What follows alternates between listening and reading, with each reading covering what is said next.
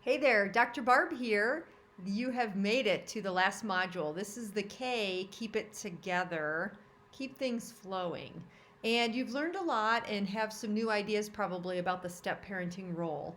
And this area I want to talk about is kind of, some of the myths and some of the areas where we look at step parenting as one thing, but it really may be something else. And one of the things I like to talk about with people is unrealistic expectations. And this ties so nicely in with everything we've already talked about.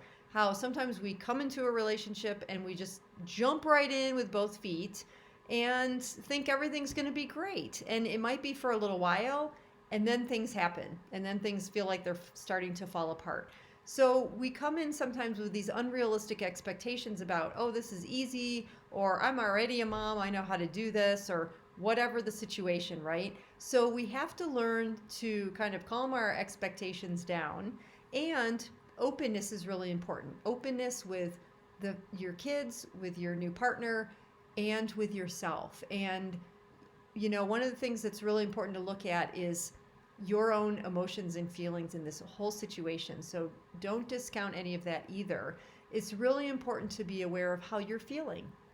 I think of a scenario where a family was on a trip and the step parent was along on the trip. And on the way back, one of the kids in the car says, "Dad, next time I just want to do a family trip." And the step parent was actually in tears when she was telling me this story because she had been involved with these kids for a long time at that point. This wasn't like the first time they'd ever gone on a trip together. And so clearly there was some things coming up for the kids. So she really had to look at that.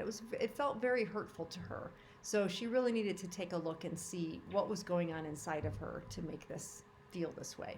So anyway, look at the topics in this last section. Make sure you go to your workbook. And when you're all done, save out your workbook and do a scan or photo, whatever, and send it to me because I would love to interact with you one on one. And during this course, I'm available to you. And if you want to set up a 30-minute session with me, I'm including that in this course, and we can do that at any time. So feel free to be in touch with me, Barb at drbarbhouston.com. I hope this has been helpful, and hopefully I'll see you in another course. Don't forget, I also have the Engage community sessions for moms and dads, and it's a community for us to get together and share ideas, learn about some things that might be troubling you, some topics of importance in the divorce world.